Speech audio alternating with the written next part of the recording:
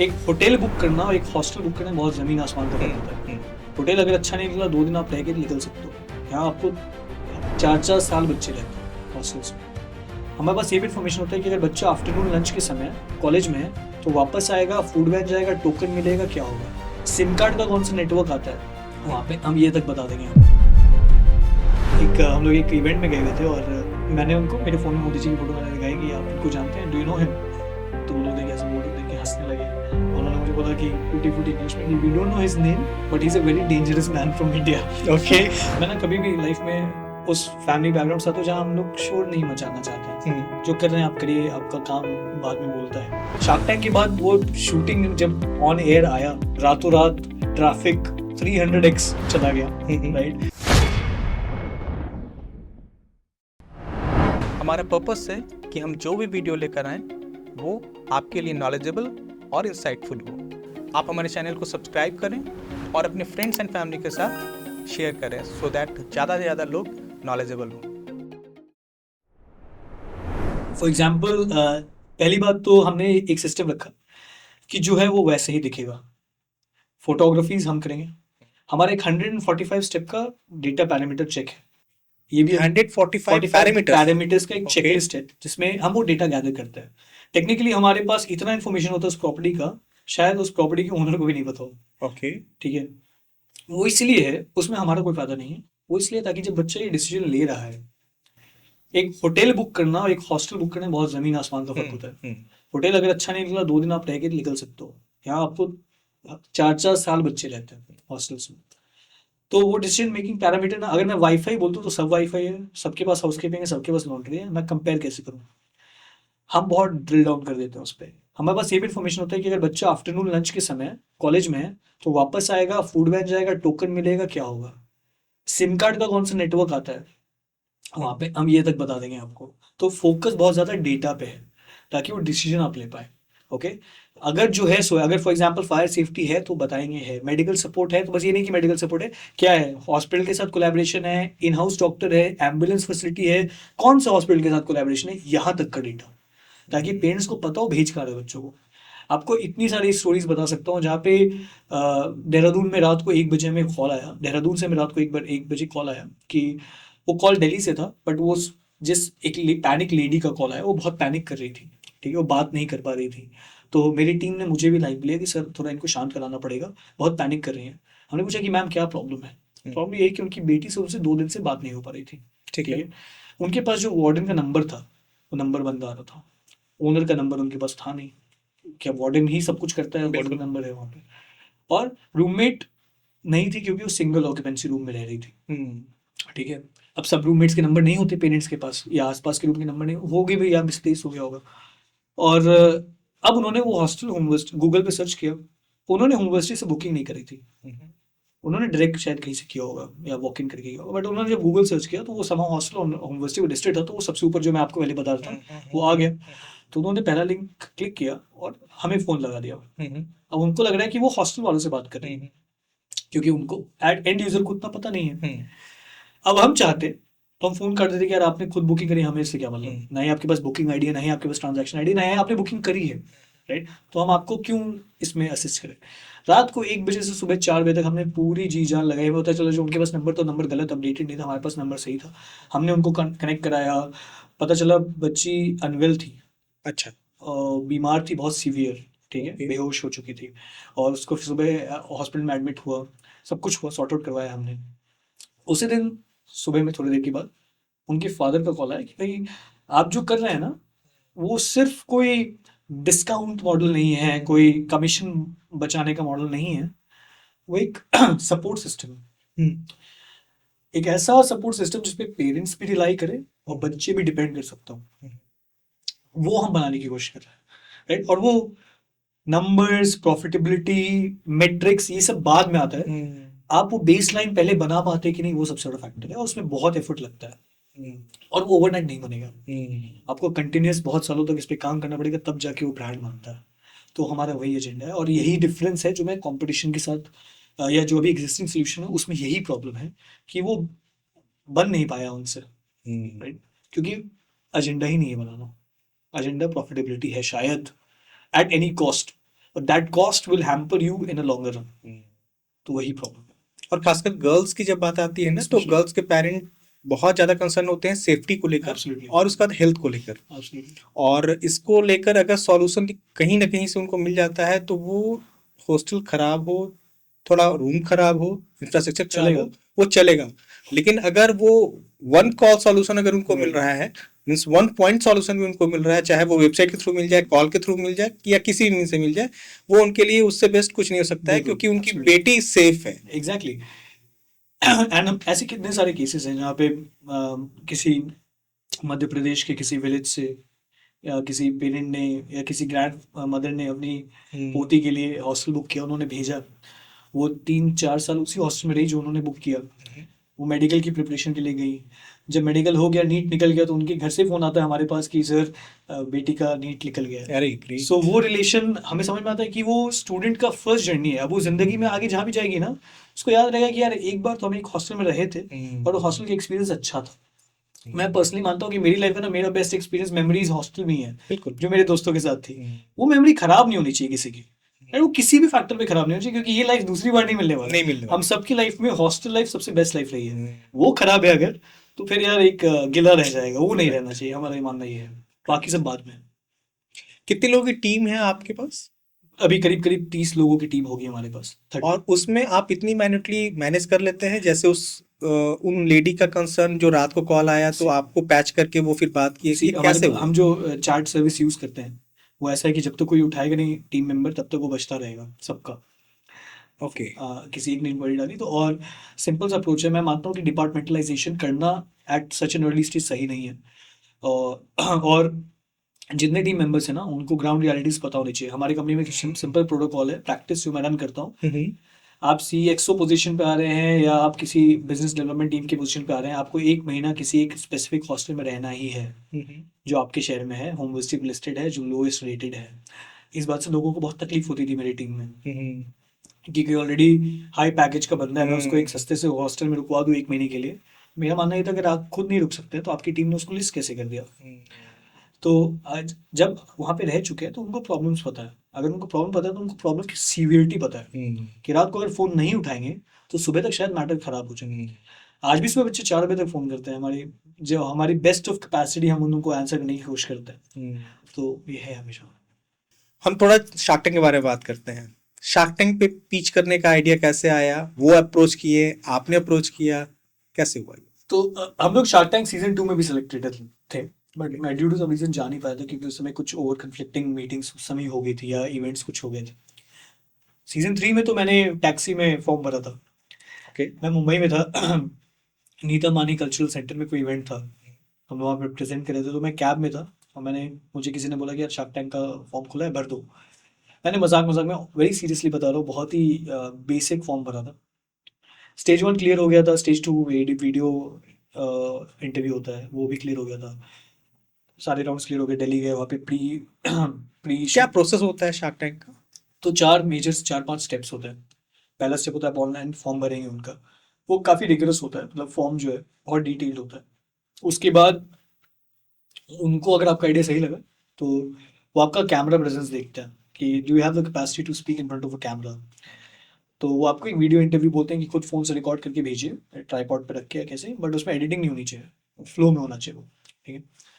तीसरा, अगर वो भी उनको पसंद आता है तो आपको 2-3 वेन्यूज होते हैं उनके, दिल्ली, मुंबई, कोलकाता, प्री ऑडिशन मतलब प्री शूट ऑडिशन के लिए बुलाते हैं। वहाँ पे आपको सेम पिच करना होता है इन फ्रंट ऑफ स्मॉल टीम, ऐसे ही सेटअप में, लाइट्स कैमरा उसके सामने, एंड कुछ रूल्स होते हैं कि कैमरा की तरफ नहीं देखना है आपको। तो how comfortable you are in that situation when everybody is looking at you, वो वाला टेस्ट करते हैं वो। फिर आपका मेजर ऑडिशन होता है, 3 दिन पहले आपको जाना होता है, और 3 दिन पहले आपको वहाँ पे रिहर्सल कराया जाता है, आपको बेसिक चीज़ें बताई जाती हैं कि क्या करना है, कैसे करना है, क्या नहीं करना है, सब कुछ बताया जाता है। फिर वो शूट होता है, जनरली 1-1.5 घंटे का पिच होता है, जो आप 15 मिनट 20 मिनट टीवी पे देखते हैं, जो बेस्ट पार्ट्स होते हैं। और मेरा पर्सनल एक मानना है शार्क टैंक के बारे में कि जो मैंने ऑब्जर्व किया, शार्क टैंक में वो कंपनीज बहुत इजीली सेलेक्ट हो जाती है। पहली बात तो वो बहुत ज़्यादा प्रोडक्ट बेस्ड फोकस्ड है, मतलब चिप्स चॉकलेट प्रोडक्ट जो अगर आपकी D2C, तो बहुत ज़्यादा फोकस उस पर रहता है उनका। But there is a special case वहाँ है जहाँ पे आप शायद सर्विस बेस्ड है, ओके, बट वो सर्विस बहुत ही जनरल पब्लिक से रिलेटेबल है। फॉर एग्जाम्पल हॉस्टल्स, कोई रॉकेट साइंस नहीं है, हर घर में प्रॉब्लम है, तो वो हर घर का बच्चा देखेगा। तो the capacity to attract TRP, generally उन प्रोडक्ट्स को वो टीवी पे लेके आते हैं, which is very obvious also. और शार्क टैंक के बाद जो प्रोसेस हुआ हमारा, उसके बाद ऐसा था कि इंडिया में ऐसा कुछ शहर नहीं था जहाँ से किसी कॉलेज के किसी बच्चे ने हमें मैसेज नहीं किया होगा कि सर हमारे शहर में भी हॉस्टल की बहुत प्रॉब्लम है, आप प्लीज़ आ जाइए, ठीक है। So, उस दिन मुझे समझ में आया ना कि problem numbers, valuation, profit loss metric, इन सब से बहुत ऊपर है। It's a very big problem in India, और उसको सोल्यूशन बहुत बड़ा और बहुत लंबा चाहिए। ये कोई ओवरनाइट सोल्यूशन से काम नहीं होने वाला इसमें, ये टेक गिमिक्स चलने नहीं वाले इसमें ग्राउंड अप रियलिटी पे काम करना पड़ेगा, बहुत टाइम लगेगा, बहुत टायरिंग होगा, बट एक बार जो हो जाएगा फिर you will create a heritage कि भाई ऐसा होना चाहिए हॉस्टल, राइट। सो शार्क टैंक के बाद वो जो शूटिंग जब ऑन एयर आया, रातों रात ट्रैफिक 300x चला गया, राइट। हमारे सर्वर्स क्रैश कर गए क्योंकि हमने बहुत प्रीमियम सर्विस ले रखे थे जो भी बेस्ट टू आवर कैपेसिटी थे, बट नहीं, वो टॉलरेट नहीं कर पा रहे थे, ऐप क्रैश कर रहा था, ओटीपीज फाइंड नहीं हो पा रहे थे, वेबसाइट डाउन हो रहे थे, लोड टाइम 10x बढ़ गया था। बट उस दिन मुझे प्राइम टाइम टीवी का रीच समझ में आया कि भाई, और आपको पता है बहुत सरप्राइजिंग बात यह है कि जब हमने शुरू किया था तो स्टार्टअप क्या है ना, समझाने में बहुत दिक्कत होती थी। क्या कर रहे हो भाई, प्रोजेक्ट है क्या, स्टार्टअप क्या होता है, ई सेल क्या होता है, इंक्यूबेशन क्या होता है, बहुत समझाना पड़ता था। आजकल ये डिनर टेबल कॉन्वर्जेशन है, और इसकी रीच इतनी है कि मैं पटना में, इवन मैं पटना की बात करूँ, मैं बहुत रेयरली आता हूँ, ठीक है, बट जब भी पटना आता हूँ तो लोकल शॉप वाले कह रहे अब कहीं टीवी पे आए थे क्या, शार्क टैंक में आए थे, तो मेरा ये मानता कि टीयर 1, टीयर 2, टीयर 3 हर सिटी में ना, ये आप सबको पता है स्टार्टअप क्या होता है। तो one good thing that shark tank did was एक पर्सपेक्टिव दिया कि यार ये गवर्नमेंट जॉब्स के अलावा भी एक दुनिया है जो एक्सप्लोर की जा सकती है, बहुत डिफिकल्ट है, बट अगर आप करते हैं तो उसके रिवॉर्ड्स अपने हैं, और वो रिवॉर्ड सिर्फ आपके लिए नहीं है, वो जो आप सॉल्व करोगे बहुत लोगों के लिए है। So Shark Tank was a good experience, and पहली बार हमने वो शूटिंग एम्बियंस देखा, और मुझे ना अब एक्टर्स के लिए रिस्पेक्ट बहुत बढ़ गया है भाई कि वो जो एम्बियंस में शूटिंग होती है, बहुत ही पेशेंस, बहुत ही हार्ड वर्क, और आपको पूरी देर विद स्माइल होना है, चाहे वो शूटिंग 10 घंटे की क्यों ना हो, राइट। एंड इतनी सारी लाइट्स के बीच में बहुत लो टेम्परेचर में रखते हैं ताकि रूम्स हीट ना हो। सो वो एक्सपीरियंस के बाद मुझे रिस्पेक्ट बहुत बढ़ गया for the people who actually work in this industry. यार it's not a easy job, right. So वो है, and very interesting, and crazy set, crazy भी, बहुत सपोर्टिव टीम, खास करके जो उनकी इंटरनल टीम है, वो आपके लिए हर वो चीज़ कर देंगे जो आपको और इम्प्रूव कर सकता है वहाँ पे। फॉर एग्जाम्पल मैं बैग लेके गया था, तो बैग भी उन्होंने दिया था, सब कुछ क्या बोलना है सब कुछ उन्होंने बताया था कि आप ऐसा बोलिए तो बेटर होगा, आप इस लाइन को यूज़ करिए, रीटेक्स पे मतलब रिहर्सल पे रिहर्सल, वो 3 दिन तक। एंड कितने दिन का रिहर्सल था वो? 3 दिन का। 3 दिनों का, मतलब शूट के 3 दिन पहले हमें वहाँ पहुँचना था, तो 3 दिन का रिहर्सल चलता है। एंड और वो रैकेट वाला आइडिया किसका था जिसके ऊपर पे आपको प्रॉब्लम्स आपने? प्ले कार्ड्स थे, ये उनका ही आइडिया था। ओके, ठीक है, और प्ले कार्ड्स भी उन्होंने बना के वो टेनिस ये था या प्ले कार्ड था? एक्चुअल प्ले कार्ड्स थे, प्ले कार्ड थे। हाँ, तो उन्होंने बना के प्ले कार्ड्स दिया था, and they are all in कि हाँ बताइए, और उनको एक्चुअली वो प्रोडक्ट्स बहुत पसंद है जिनमें स्टोरी बहुत सही है, a story where people relate to. For example हमारी स्टोरी की, बच्चा गया देहरादून, गया, हॉस्टल की प्रॉब्लम हुई, दर दर घूमा, सोल्यूशन नहीं मिला तो सोल्यूशन बनाया। तो I like shark tank, it's a good way to convey your message. And सबसे अच्छी बात यह है कि अगर आप यूट्यूब पे मिलियंस प्लस व्यूज़ हैं उस हमारे एपिसोड्स पे, आप कमेंट्स पढ़िएगा तो हज़ारों बच्चों के कमेंट्स है कि भाई we need this solution, right, क्योंकि उनको पता है, शायद जजेस को भी बहुत हद तक नहीं पता था कि ये प्रॉब्लम कितनी बड़ी है, राइट, और अब इसका सोल्यूशन कितनी ग्राउंड लेवल पे रिक्वायरमेंट है उसकी। सो बच्चों को बहुत पता थी। सो बहुत सारे कमेंट्स हैं, मैं स्पेसिफिक नहीं करूँगा, बट स्पेसिफिक टू कि this is where let's not focus on chocolates and chips and other things which are very good अपने अपनी जगह पे, but let's focus on some real problems, right?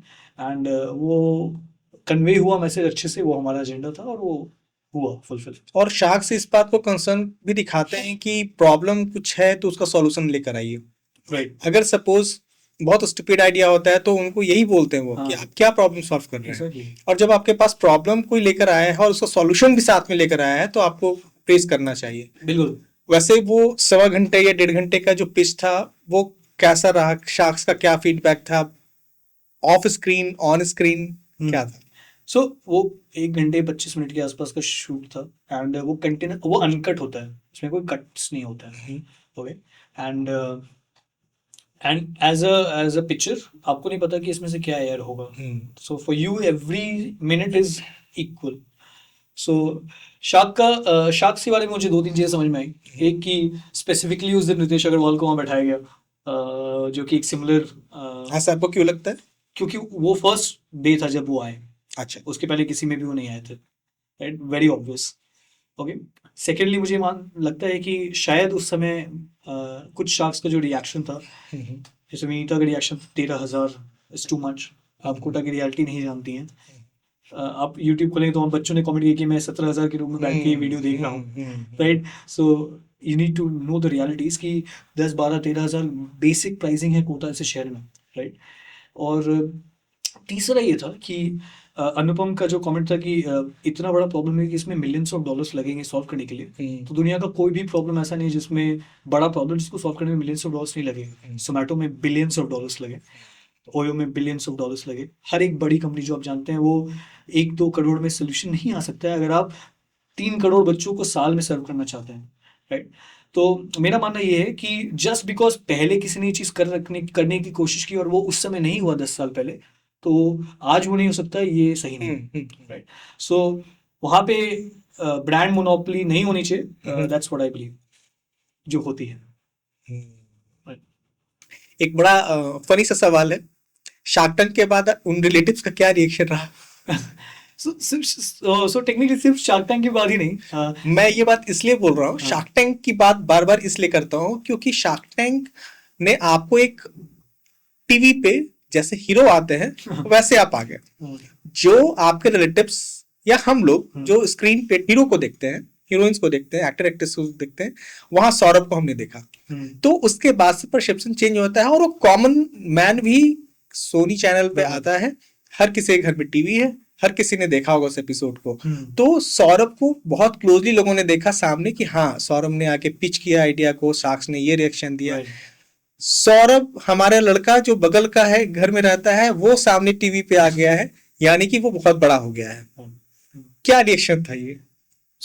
पहली बात तो देखिए, मैं ना कभी भी लाइफ में उस फैमिली बैकग्राउंड से आता हूँ जहाँ हम लोग शोर नहीं मचाना चाहते हैं। जो कर रहे हैं आप करिए, आपका काम बाद में बोलता है, ठीक है।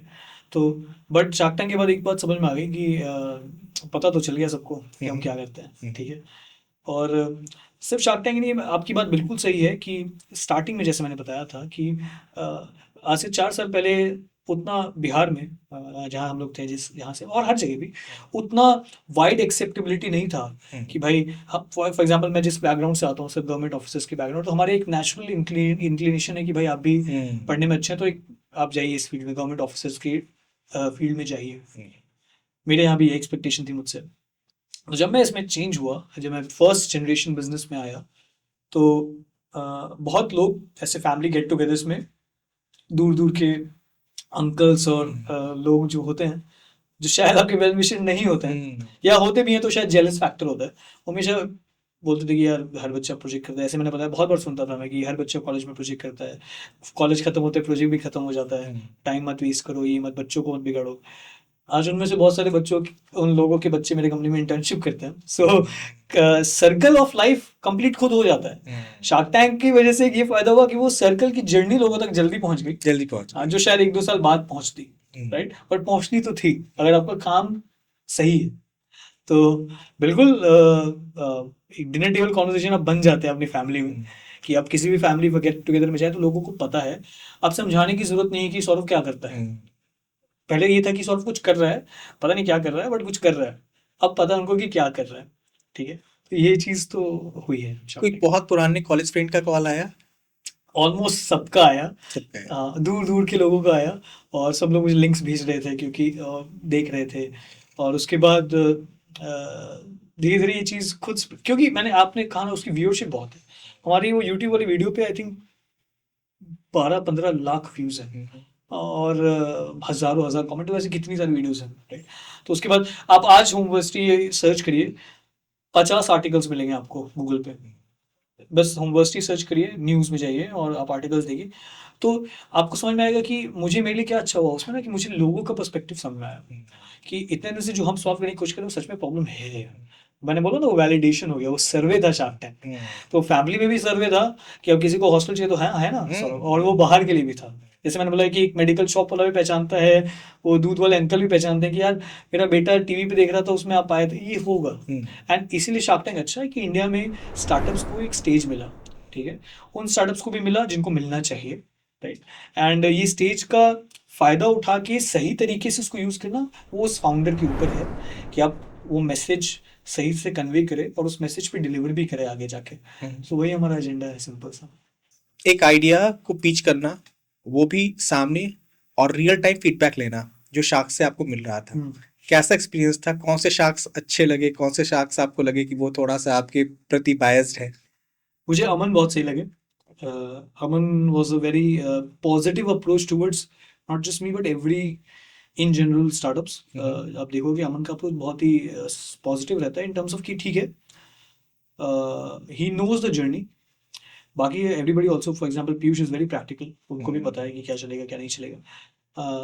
हाँ, एंड जहाँ तक बात आती है जो गेस्ट जजेस होते हैं जैसे Ritesh Agarwal, very humble, very nice to interact with, और वो ऑफ स्क्रीन या ऑन स्क्रीन बहुत हम्बल, उन्होंने सही फीडबैक्स दिए। हाँ, हर एक फाउंडर का अपना कुछ रिस्ट्रिक्शन होता है बिजनेस ओरिएंटेड जो शायद वो नहीं कर सकते हैं, राइट।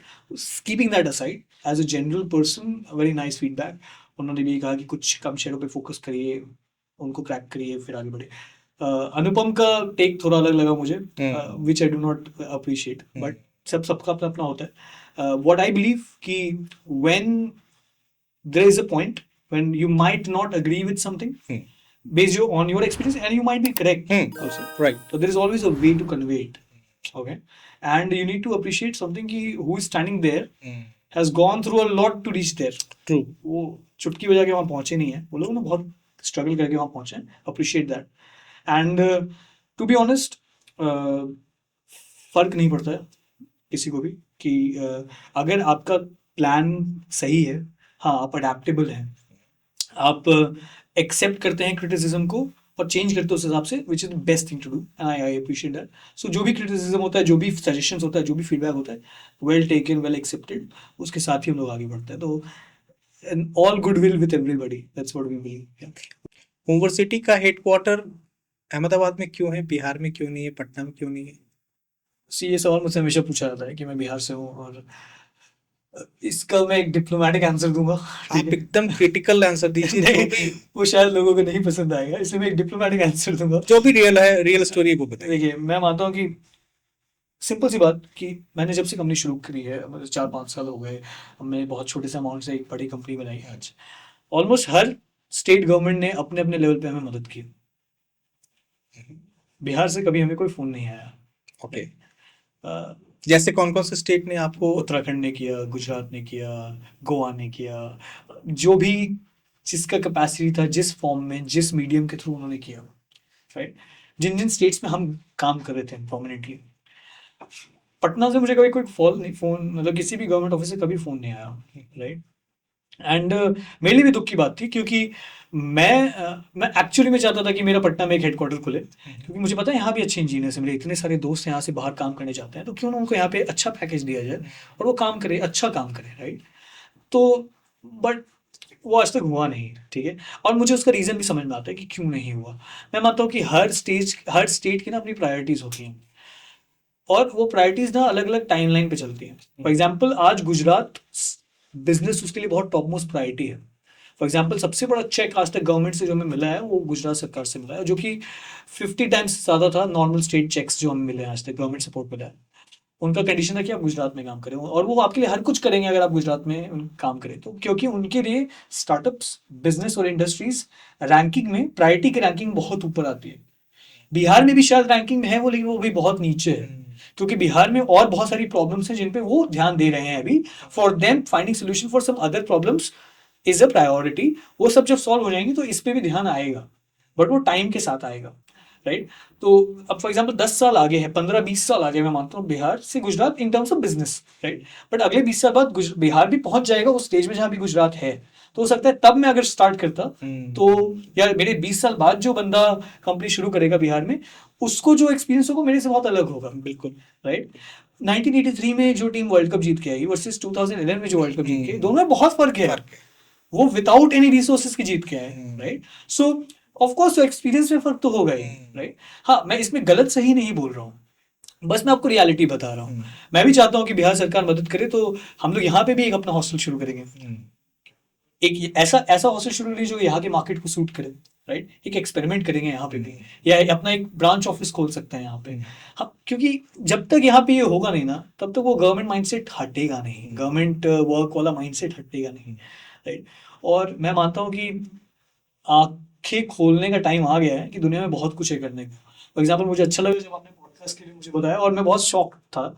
इतने सालों में मैंने पता नहीं दुनिया में कहाँ कहाँ जाके इंटरव्यू दिया है, बट कभी पटना में मैंने कोई इंटरव्यू नहीं दिया था पॉडकास्ट के लिए। हाँ, मेरे घर पे आके कुछ न्यूज चैनल्स ने इंटरव्यूज दिया है ये, बट मैं कभी प्रॉपर पॉडकास्ट सेटअप, इतने प्रोफेशनल सेटअप में आके पटना में was not expecting it, right. So I see कि वो चेंज तो हो रहा है, राइट। एंड आई होप कि अगले से 5 सालों में, 8 सालों में बिजनेस फील्ड में भी बिहार में ये चेंज हो। हमने स्टार्ट अपना ऑफिस बिहार में ये इसलिए नहीं खोला था क्योंकि अभी जो इंफ्रास्ट्रक्चर वहाँ पे है गुजरात में, वो बहुत आगे है यहाँ से। जो सपोर्ट लाइन चाहिए एक स्टार्टअप को, यहाँ होगा, हम यहाँ भी खोलेंगे, हमें कोई प्रॉब्लम नहीं। क्या ईज ऑफ डूइंग बिजनेस है वहाँ?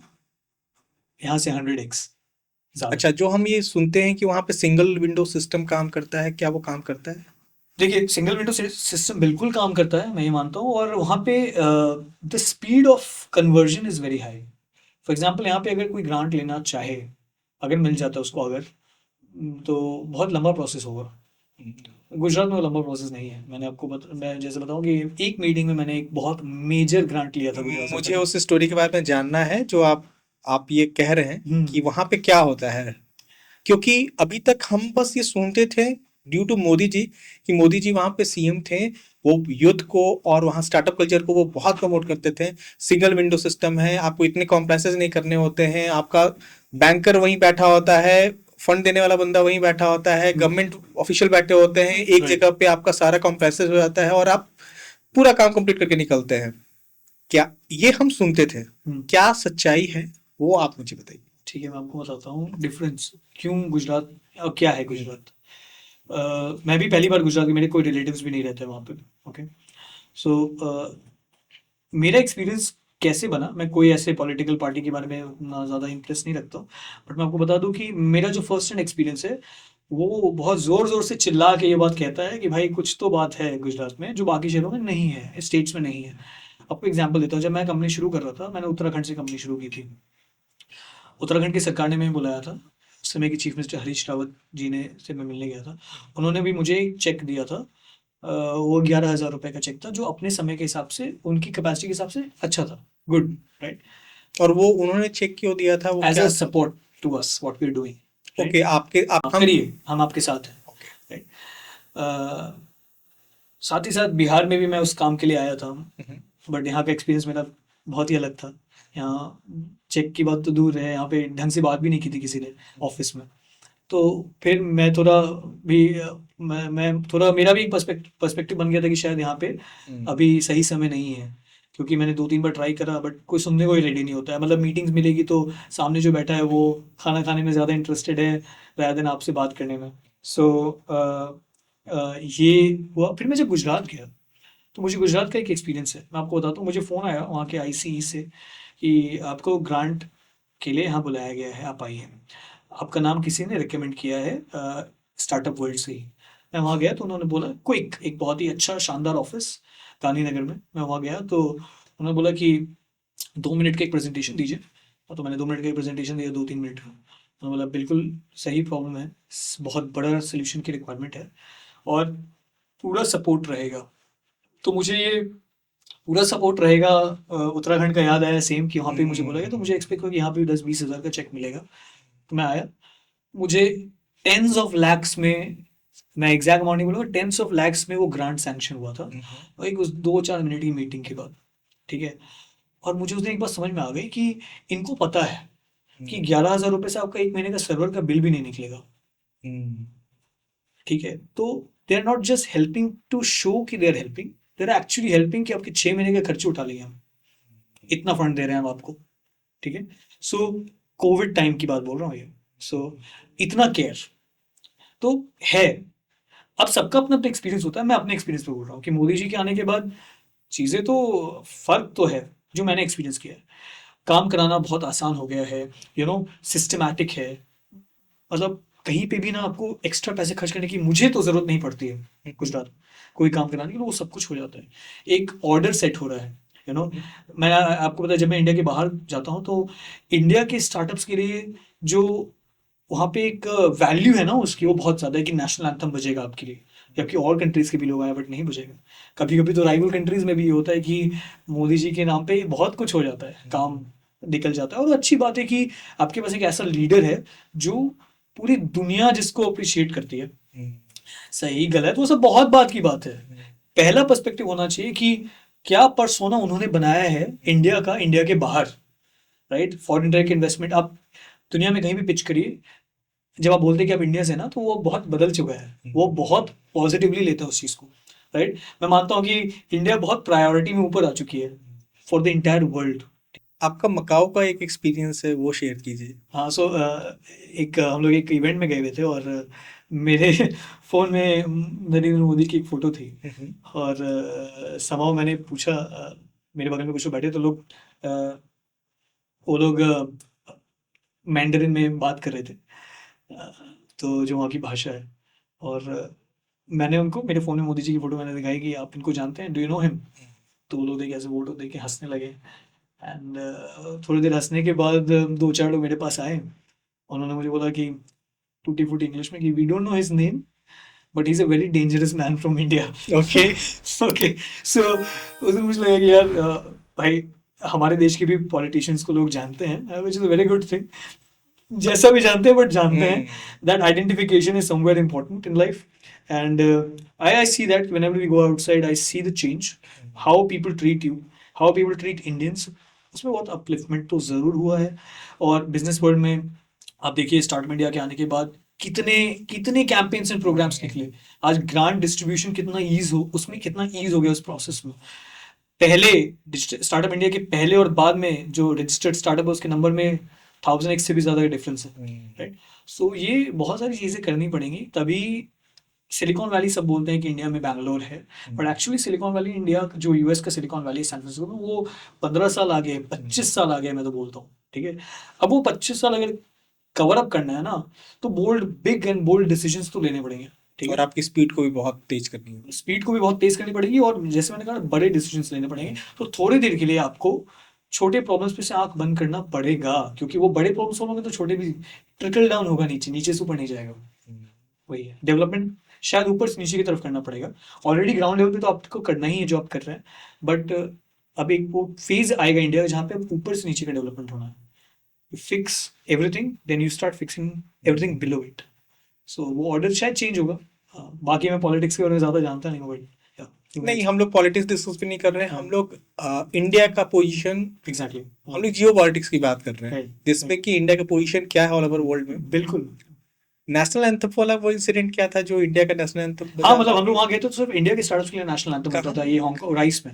अच्छा, राइस की बात हाँ, है। सो वेरी स्ट्रेंज, क्योंकि बहुत सारी कंट्रीज के लोग आए थे, और सिर्फ इंडिया के स्टार्टअप्स के लिए वहाँ पे वेलकम फ्लैग एंड एवरीथिंग था, which was very strange, because China is not a very friendly country for India. So yeah very very very surprising experience. So yeah कुछ तो है जो किया है उन्होंने।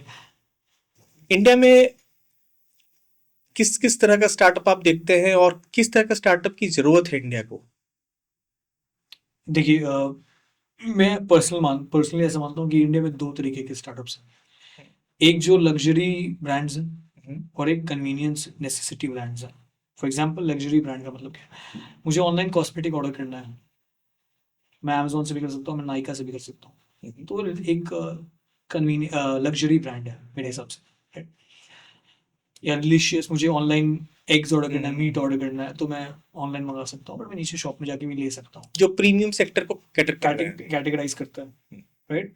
एंड दूसरे जो टाइप्स ऑफ स्टार्टअप्स हैं, मैं मानता हूँ कि वो ये भी कैटेगरी बहुत ज़रूरी है इंडिया में, ये बहुत ज़रूरी है।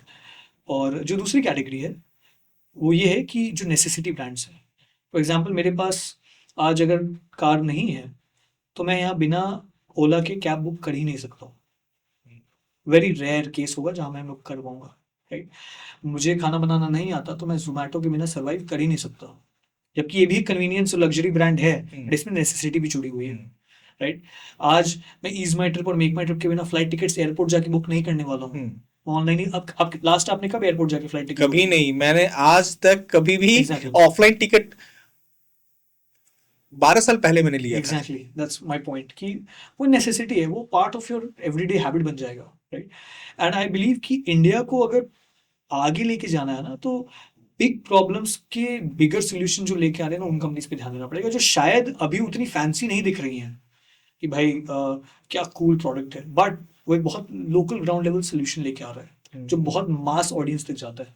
जैसे मैंने कहा हॉस्टल्स का प्रॉब्लम, एंड आई बिलीव अभी इंडिया में उन स्टार्टअप्स की बहुत ज़रूरत है जो अपने लोकल लेवल पे कोई बड़ा प्रॉब्लम सॉल्व कर रहे हैं, या लोकल प्रॉब्लम भी सॉल्व कर रहे हैं बट बहुत ज़्यादा लोगों के लिए सॉल्व कर रहे हैं, राइट। हम बिहार से भी काफ़ी सारे ब्रांड्स स्टार्टअप्स निकले हैं, राइट। तो जो कि चाहे वो एग्रीकल्चरल वर्ल्ड में हैं, चाहे वो फार्मिंग साइड से हैं, चाहे वो हैंडीक्राफ्ट को लेके हैं, चाहे वो स्किल सेट को लेके हैं, तो मैं ये कहता हूँ कि let's focus on solutions which are solving a very major local problem, right. Local for vocal जो चल रहा था, उसका कहीं ना कहीं पर्सपेक्टिव ऐसे ही था कि यार लोकल प्रॉब्लम्स को या लोकल ब्रांड्स को ऊपर लेके जाते हैं, ताकि ये ग्राउंड लेवल पे ना एक स्टैंडर्डाइजेशन आ पाए, या ग्राउंड लेवल पे अपलिफ्टमेंट हो पाए। और ग्राउंड लेवल मतलब मास ग्राउंड लेवल पे, राइट। सो इंडिया में नेसेसिटी ब्रांड जो प्रॉब्लम्स एक्चुअली सॉल्व कर रहे हैं, वैसे स्टार्टअप्स की बहुत ज़्यादा ज़रूरत है अभी।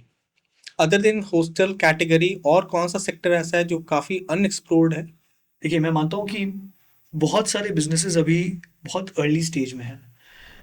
फॉर एग्जांपल ईवी, कोई ऑल्टरनेटिव नहीं है ईवी के अलावा।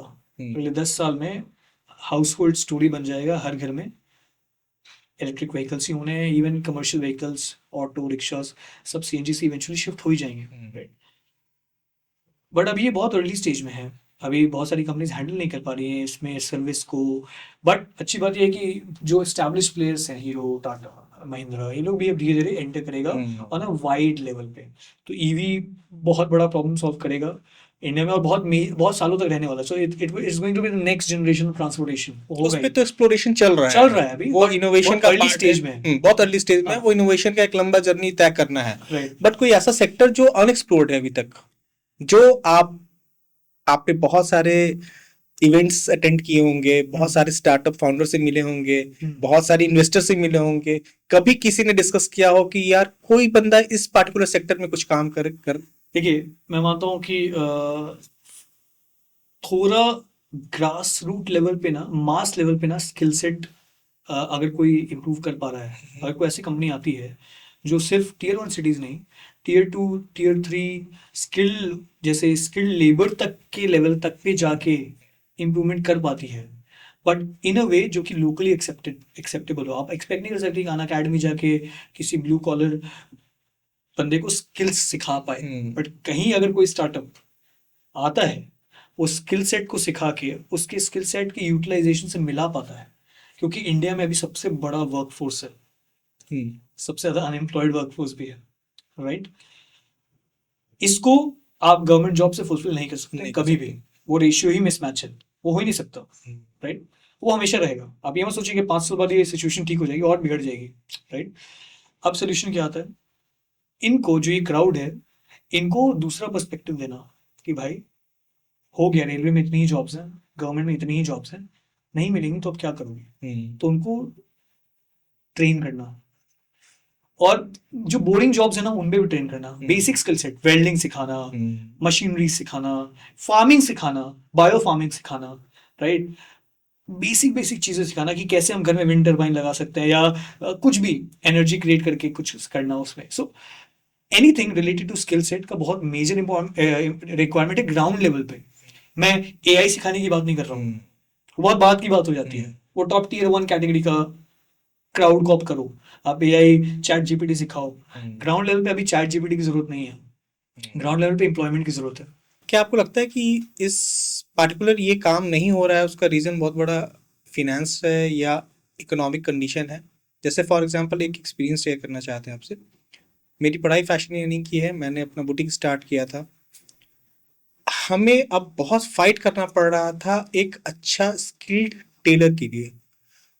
जब हम मास्टर से बात करते थे, अपने मास्टर जी से या और भी उस फ्रेटर्निटी के लोगों से, कि भाई इतनी कमी क्यों हो गई है अचानक से, ऐसा क्या हो गया, क्योंकि अब तो बहुत स्कोप बढ़ गया है, ठीक है, ऑफलाइन बिजनेस ऑनलाइन में कन्वर्ट हो गया है, ठीक है, शर्ट्स पहले भी बनते थे लेकिन अब खरीदने का तरीका सिर्फ चेंज हो गया है। लेकिन क्या है ऐसा प्रॉब्लम कि हमें टेलर्स नहीं मिलता है। तो उनका कहना होता था कि हम अब जो मास्टर हैं या जो टेलर है ना, वो अपने बच्चों को टेलर नहीं बनाना चाहते। क्यों नहीं बनाना चाहते हैं? क्योंकि उनका जो अपलिफ्टमेंट होना चाहिए वेजेस को लेकर के, या जितना पैसा वो कमा सकते हैं उससे बहुत कम पैसा वो कमाते हैं, तो उनके फैमिली में गरीबी स्टैग्नेंट हो गई है, वो उसी लेवल पे आके रह गया है। तो मुझे ये लगता है कि जब तक उनकी वेजेस नहीं बढ़ेंगी, और वो ड्रास्टिकली बढ़ने की जरूरत है क्योंकि बहुत दिनों से बहुत फिक्स अमाउंट पे ही वो काम कर रहे हैं, तब तक स्किल सेट भी नहीं वो ग्रास्प करेंगे, उसको लेंगे ही नहीं, मतलब वो टेलर बनना ही नहीं चाहेंगे। और एक समय ऐसा आने वाला है, अभी फिलहाल वो 5 साल में आ जाए, 10 साल में आ जाए, कि मार्केट में टेलर्स की कमी हो जाएगी। क्योंकि मैंने उस इंडस्ट्री को बहुत क्लोजली देखा है और जो चैलेंजेस मैंने देखा है वो देखा है। एम्ब्रॉयडर्स जितने पहले थे, सब लोगों ने अपना फील्ड चेंज कर लिया। अब टेलर का जो बेटा होता है ना, बेटा बेटी होता है, वो बैंगलोर चाहता है, वो कुछ और काम कर रहा होता है, लेकिन वो टेलरिंग नहीं करना चाहता है। तो क्या फिनेंस एक हर्डल है? मैं मानता हूँ शायद नहीं। मैं मानता हूँ कि एक टेलर, फॉर एग्जांपल, एक टेलर का जो नेक्स्ट जनरेशन है वो टेलरिंग में इसलिए नहीं आ पा रहे हैं, या आना चाह रहे हैं कि या तो उनको इंटरेस्ट नहीं है, या उस पर्टिकुलर वर्क को करंट मॉडर्न रिक्वायरमेंट से मिसमैच है। फॉर एग्जांपल, जैसे आपने बोला कि सब लोग शर्ट खरीद लेता है, कोई अब टेलर शर्ट पहनता नहीं है, राइट, बट वो जो शर्ट खरीद रहा है वो भी किसी ने बनाया ही है, बिल्कुल, right. So finding the other supply chain, कि क्या हम उस कंपनी को जाके अप्रोच कर सकते हैं जो वो शर्ट बना रहा है, कि यार आप मुझे मास ऑर्डर्स दो शर्ट बनाने का, मैं अपने बेटे को लेके आता हूँ जिसके पास MBA की डिग्री है, ये इसका सप्लाई चेन फिक्स करेगा, हम आपको अच्छी क्वालिटी का शर्ट अच्छे क्वांटिटी में टाइमली डिलीवर करेंगे at a good cost, right. ये जो skilled child versus N experienced parent का कॉम्बिनेशन है ना, ये इंडिया में बहुत शुरू होगा आगे जाके, where a kid who has an MBA degree, whose father is a tailor, who is interested towards cracking the code of that supply chain, उसको समझ में आ गया ये शर्ट वो खुद तो यहाँ बिग बाजार में और यहाँ मेगा मार्ट्स में मिल नहीं रहा है, वो कहीं से सप्लाई होके आ रहा है, कोई बना रहा है, तो क्या वो उस सप्लायर तक टैप कर सकते हैं? हाँ, ऑफ कोर्स उसमें फाइनेंस की भी जरूरत पड़ती है, बट आई बिलीव कि आई डोंट नो हम मैं कितना सही हूँ या गलत, बट आई बिलीव कि in the next 5-7 years when people will have a clear perspective कि ये गवर्नमेंट जॉब वाला एजेंडा खत्म, राइट, एंड ये स्किल सेट का एजेंडा शुरू, then you will see a lot, I have a lot of friends जो अपनी job छोड़ के अपने फैमिली बिजनेस को जा रहे हैं just to take it to a next level. उनके फादर ने ऑलरेडी बहुत अच्छा बिजनेस सेट किया, बट वो अपने पर्सपेक्टिव के हिसाब से सीमित है, राइट, बट उनका बेटा जो पूरी दुनिया देख के आया, सारे लोगों से मिल के आया, पढ़ाई करके आया, अलग अलग ब्रांड्स को रिसर्च करके, उसने बोला कि पापा यहाँ पे नहीं रुकते, एक लेवल और ऊपर लेके जाते हैं, उसमें बहुत रिस्क होंगे, फेलियर्स होंगे, बट ऐसे ही साइकिल शुरू होती है, where an experienced father versus a educated kid, when they start sitting together and working on a common problem और फैमिली बिजनेस, बेस्ट थिंग है वो, राइट। पूरा गुजरात इस पे ही बना है, right. Second generation, third generation entrepreneurs है वहाँ पे।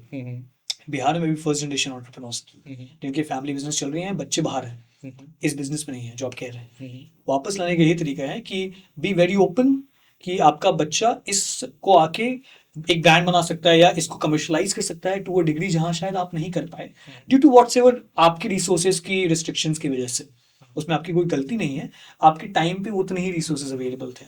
कि इंडिया में ऑलरेडी ना अलग अलग लोकल क्राफ्ट का बहुत कल्चर है, कोई पॉटरी करता है। अब तो ये धीरे धीरे डिसमेंटल हो गया क्योंकि बहुत सारे लोग आईटी जॉब्स में आने लगे। अब धीरे धीरे लोगों को समझ में आया कि यार वो जॉब्स भी उतनी प्रोमिनेंटली नहीं है जितना वो बाहर से ल्यूक्रेटिव दिखती हैं, राइट।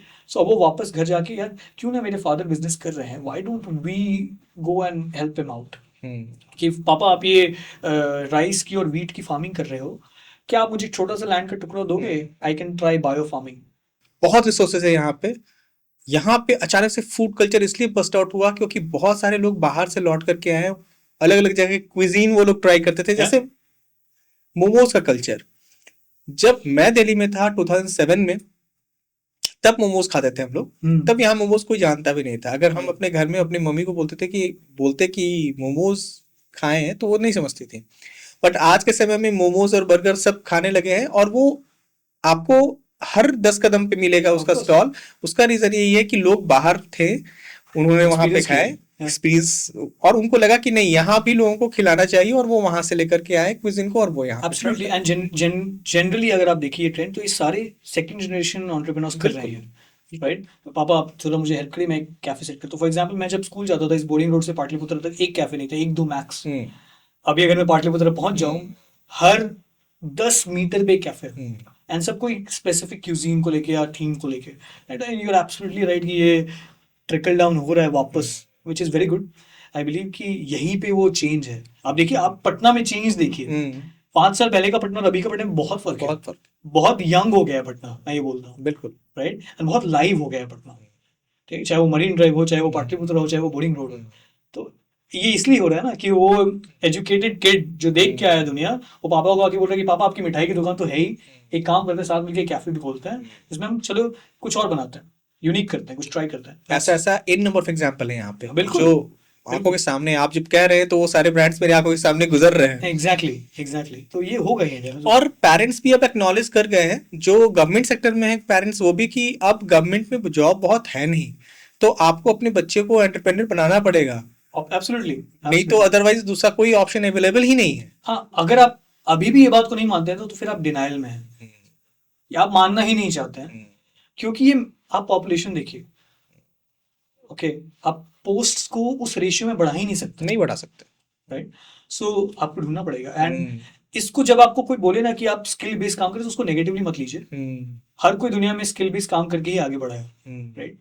तो ऑफ कोर्स करना ही पड़ेगा। इंडियन स्टार्टअप कल्चर का सबसे वर्स्ट और सबसे बेस्ट पार्ट क्या आप देखते हैं? मैं मानता हूँ कि यहाँ पे बहुत ज्यादा लाइमलाइट ड्रिवन हो गया है स्टार्टअप वर्ल्ड। यस, मतलब चुनिंदा कुछ लोग बहुत फेम के पीछे ज्यादा हैं। हर कोई इन्फ्लुएंसर ही बनने चला है, ठीक है। हर किसी का अपना इन्फ्लुएंसर कैंपेन चल रहा है, हर कोई दूसरे को सिखाने में लगा हुआ है। आई बिलीव कि यार ठीक है, वो भी करना चाहिए, but at the end of the day focus on your initial vision, वो डेविएट हो जाता है। दूसरा कि अभी भी बहुत मेजर रिक्वायरमेंट है टीयर 2 टीयर 3 सिटीज में स्टार्टअप्स को एक्सप्लोर करने का। मैं भी टीयर 2 सिटी से आता हूँ, राइट। भले हम अब टीयर 1 सिटी में काम करते हैं, बट जो एक्सेस आज टीयर 1 सिटी के फंडर्स के पास है वो टीयर 2 टीयर 3 में अभी भी नहीं है, राइट। हाँ, इनिशिएटिव्स लिए जा रहे हैं बट वो बहुत स्लो हैं। वरना होगा क्या, फिर वो रेशियो का गैप बहुत हाई हो जाएगा कि टीयर 1 सिटी से कितनी कंपनीज निकल रही है वर्सेस टीयर 2 सिटी से कितनी निकल रही है ना। और आप उनको ना जज मत करिए, राइट। और आज भी बहुत ज़्यादा कॉलेज स्पेसिफिक या ब्रांड या मेरे फादर बिजनेस हैं तो मैं भी इसमें, वो भी बहुत ज़्यादा चल रहा है आजकल, right. Give chance to people, right. Bets लीजिए लोगों पे। If you are willing to, if someone is actually willing to work, give them a chance to work. And limelight के पीछे मत भागिए। आजकल क्या है, hot topic of the day बहुत लोग चेस करते हैं। क्विक कॉमर्स तो सब क्विक कॉमर्स करने लगे हैं, इंश्योरेंस तो सब इंश्योरेंस करने लगे हैं, कार सेलिंग ऑनलाइन तो सब कार सेलिंग ऑनलाइन करने। Don't chase the hot topic of the day. अगर आपने जो एक टॉपिक उठाया है, जो आपका इनिशियल प्लान था, हाँ, उसके आजू बाजू आप मॉडिफाई और इवॉल्व हो सकते हैं। जो थ्योरेटिकली और प्रैक्टिकली आइडियोलॉजी सेम होनी चाहिए। तो वो बहुत आजकल है कि बहुत लाइमलाइट के पीछे भागते हैं लोग। Hot topic of the day क्या है, वो इन्वेस्टर्स की तरफ से भी है, but let's focus on, let's calm down, take a step back, sit back, आराम से देखिए कि जरूरत क्या है इंडिया में अगले 10 साल, राइट, उस पर फोकस करिए। बेस्ट पार्ट क्या है? बेस्ट पार्ट ये है कि जिस स्टैगरिंग एक्सपोनेंशियल स्पीड से ये मार्केट आगे बढ़ रहा है, मुझे यकीन नहीं होता है कभी कभी कि मैं अभी रिसेंटली एक पीडीपीयू करके यूनिवर्सिटी में गया था, गांधीनगर में। उसका इंक्यूबेशन सेंटर इतना वेल इक्विप्ड था, इतना शायद बड़े बड़े मैन्युफैक्चरिंग प्लांट्स भी नहीं होते हैं। इंक्यूबेशन सेंटर मतलब जहाँ पे स्टार्टअप्स को कॉलेज मौका देता है, आके सारे इक्विपमेंट देता है कि आपको 3D प्रिंटर्स है, आपके पास ये मशीन हो। मतलब जो आज रिसोर्सेज अवेलेबल है ना on the distance of your hand, वो एक्सपोनेंशियल है, राइट।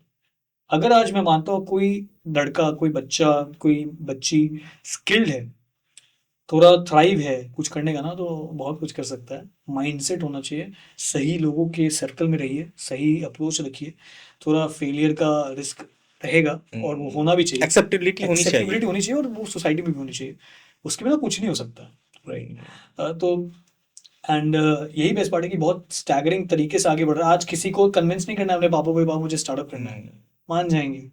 आज से 5 साल पहले शायद नहीं मानते, वो फर्क है। सो मैंने बोला इसमें शार्क टैंक जैसी बहुत सारी चीजों का बहुत बड़ा कॉन्ट्रीब्यूशन। वो एक इन्वायरमेंट क्रिएट कर रहे हैं ताकि, चूंकि पापा सोनी टीवी पे देख रहे हैं शार्क टैंक को, तो इसका मतलब वो समझ रहे हैं कि स्टार्टअप क्या है। अब आपको ये समझाने की जरूरत नहीं कि स्टार्टअप क्या होता है, आपको ये समझाने की जरूरत है कि स्टार्टअप में आइडिया क्या है आपका। Of course exactly, being a founder is being considered as a good thing, but I believe कि आप सिर्फ उसको फाउंडर बनने के लिए कंपनी मत शुरू करिए, ज्यादा देर टिक नहीं पाएंगे। ज्यादातर स्टार्टअप 1 साल में बंद हो जाते हैं, पहले साल में, दूसरे साल तक बंद हो जाते हैं। 4-5 साल 6 साल सर्वाइव जब आप करेंगे तो आपको समझ में आएगा कि it's more than just being a tag on your LinkedIn profile. It's very difficult and बहुत पेशेंस चाहिए। दुनिया का सबसे डिफिकल्ट काम है, मैं बार बार ये बोलता हूँ और हमेशा बोलूंगा। अभी हम लोग कन्वर्सेशन में ये बात कर भी रहे थे कि एक एंटरप्रेन्योर कहलाना आपको 10 नए रिस्पॉन्सिबिलिटी के साथ जोड़ता है। आपको अपनी पूरी टीम को हैंडल करना है, और आपके एक डिसीजन पे कंपनी बंद हो सकती है, रॉन्ग डिसीजन पे कंपनी बंद हो सकती है, और राइट डिसीजन पे कंपनी अपलिफ्ट हो सकती है। बिल्कुल हो सकते हैं, एब्सोल्युटली। एंड ये प्रेशर आपके ऊपर रहेगा एज अ फाउंडर। वो यू शुड बी, मैं जब भी अभी मैं जिस भी कॉलेज में जाता हूँ वहाँ बच्चे बोलते हैं कि भैया मेरा भी आपके ऐसे एक आइडिया पता ही ना कैसे करना, अभी ऑलवेज हेल्प। हम सबको जनरली ये बताते हैं, जो भी बच्चा अगर क्विक मनी, क्विक फेम या मूवी देख के फाउंडर बनने आया ना, हम समझाते हैं भाई मत बन, ठीक है। अगर पहली बात तो किसी को आइडिया नहीं कि कितना डिफिकल्ट है जब तक वो खुद नहीं करेगा, राइट। किसी बुक को पढ़ के समझ में नहीं आने वाला है, राइट। कोई मूवी देख के समझ में नहीं आने वाला है। जब आप करेंगे ना, जब घुटने झेलेंगे ना, तो 2 बार सेल्फ डाउट होगा, बट अगर आपका विजन उतना क्लियर है ना कि उस सेल्फ डाउट को ओवरकम कर सके, that is where you become a successful businessman या फाउंडर। बिहार से आने का कुछ इफेक्ट पड़ा है आपका एंटरप्रेन्योर जर्नी पे? देखिए, बिहार के बारे में एक अच्छी चीज़ बताता हूँ। बिहार के लोगों को ना जनरली बहुत हार्ड वर्किंग और बहुत स्टूडियस माना जाता है, और वो होते भी हैं। मैं जब भी जहाँ जाता हूँ, जब मैं स्टार्टिंग में था, तो आज भी स्टार्टिंग की क्या बात है, मैं दुनिया के किसी भी कोने में जाऊँ, इंडिया के स्पेशली किसी भी कोने में जाऊँ, तो वहाँ पे लोग बोलते हैं अरे बिहार से हैं यार, आप तो बहुत ही मतलब शार्प होंगे, ठीक है, आप नंबर्स में बहुत अच्छे होंगे, राइट, या आप पढ़ाई में बहुत अच्छे होंगे, या बहुत ही डिसिप्लिन्ड होंगे in terms of your education. And I see that, और ना मतलब मैं अपना पर्सनल एक्सपीरियंस मतलब मुझे कभी ऐसे कोई डाउनसाइड नहीं दिखा। I am from Bihar, I work in Gujarat में, इंडिया के हर मेजर शहर में काम करता हूँ, हर मेजर शहर में हम लोग के यूनिट्स हैं। आज तक मुझे ऐसा फील नहीं हुआ ना कि मैं बिहार से हूँ, तो I take it as a pride कि ठीक है, I am here, it's like other states in the country. जैसे बाकी स्टेट्स वैसे बिहार भी एक स्टेट है। हाँ, यहाँ के लोग बहुत अच्छे हैं, ठीक है। मैं आपको बताता हूँ, मैं पूरे इंडिया के हर एक शहर में मोस्टली जा चुका हूँ, बट मुझे पटना फिर भी बहुत अच्छा लगता है, ठीक है। क्यों, ऐसा क्यों?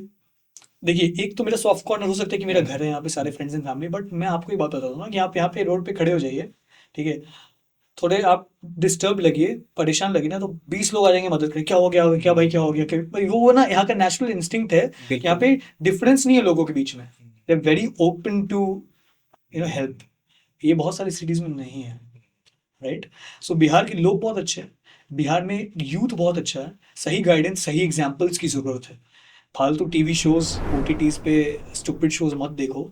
अगर बच्चे सही आइडियोलॉजी के साथ आगे हैं, youth should have good examples to follow. और स्टीव जॉब्स के बारे में पढ़ो ना यार, क्यों, मैं नाम नहीं लूंगा, क्यों ऑनलाइन OTT पे कुछ देखना है unnecessary, right. So focus on good examples. और if the government is also placed correctly toward solving this problem ना, बहुत बड़ी अपॉर्चुनिटी है, क्योंकि माइंड तो ओपन हो चुका है लोगों का, ठीक है, बस एक पुश की जरूरत है। एंड अब तो बहुत सारे इंक्यूबेशन प्रोग्राम्स भी शुरू हो रहे हैं, वो कितना ग्राउंड लेवल तक पहुंच पाते हैं ना, उसमें डिपेंड करता है। अगर मुझे मौका मिले यहाँ के इंक्यूबेशन प्रोग्राम में कुछ करने का, ना मैं यही चेक करूंगा जाके कि promised versus reality on ground में कितना डिलीवर हुआ, क्या उस डिलीवरी को हम 20%, 25%, 30% बढ़ा सकते हैं। बढ़ा पाएंगे अगर, बहुत है स्टार्टिंग में, राइट। अगर बिहार से हर साल 10 अच्छे स्टार्टअप्स भी निकल रहे हैं ना, जो नेशनल लेवल पे पहुंच रहे हैं, बेस्ट थिंग है, क्योंकि वो 10 स्टार्टअप्स को देख के ना बहुत लोग इंस्पायर होंगे। बिल्कुल, ठीक है, 100 नहीं, 1000 नहीं चाहिए, 10 चाहिए, अच्छे 10 फाउंडर्स, 10 अच्छे एग्जाम्पल्स जो बताए कि भाई बिहार से निकल के कैसे इंडिया की एक बड़ी कंपनी बनाया जा सकता है विदाउट हेजिटेशन। क्योंकि आप ज़्यादा एजुकेटेड है, ज़्यादा वेल फैमिली कनेक्टेड है, तो वैल्यूज़ भी बहुत हाई है, जॉइंट फैमिली सबसे ज़्यादा यहाँ पे है, ठीक है, फैमिली वैल्यूज भी पता है आपको, ग्राउंड रियलिटीज पता है, आपने गांव से लेके पटना के मॉडर्न लाइफस्टाइल तक देखा हुआ है, राइट। तो what you can do from here when you are going outside, शायद वो कोई टियर 1 सिटी का फाउंडर या बंदा नहीं कर पाएगा, क्योंकि उसने हमेशा लाइमलाइट देखी है, उसको ग्राउंड रियलिटीज नहीं पता है, या नहीं पता है लोगों को कि गाँव में लोगों को 2-2 किलोमीटर चल के वॉशरूम के लिए, टॉयलेट के लिए जाना पड़ता था। बट जिसने देखा है उसको पता है कि एक छोटा सा impact like creating a toilet can bring a big solution. तो इलेक्ट्रिसिटी पे काम करेगा, वो लोकल सोल्यूशन पे काम करेगा, वो मीथेन पे काम करेगा, वो रिन्यूएबल एनर्जी पे काम करेगा, जो शायद टियर 1 सिटी के लिए उसको पता भी नहीं कि प्रॉब्लम एग्जिस्ट भी कर रही है। सो बहुत बड़ा अपॉर्चुनिटी है, एंड आई विश कि अच्छे पॉलिटिशियंस आए और इस चीज को ना पुश करें, क्योंकि काम सरकार की मदद के बिना नहीं हो सकता। ये बहुत बड़ी बात है ना, लोग कहते हैं बड़ी बड़ी बात है कि यार सरकार सब कुछ नहीं कर सकती, सरकार ही सब कुछ करेगी। बिल्कुल, ठीक है, अगर वो कुछ नहीं करेगी ना, तो कोई कुछ नहीं कर पाएगा, right?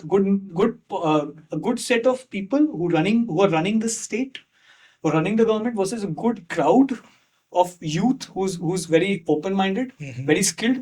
ये कॉम्बिनेशन आ गया ना, तो वो कर्नाटका वाला माइंडसेट होने वाला है, राइट। बैंगलोर ऐसे ही बना है।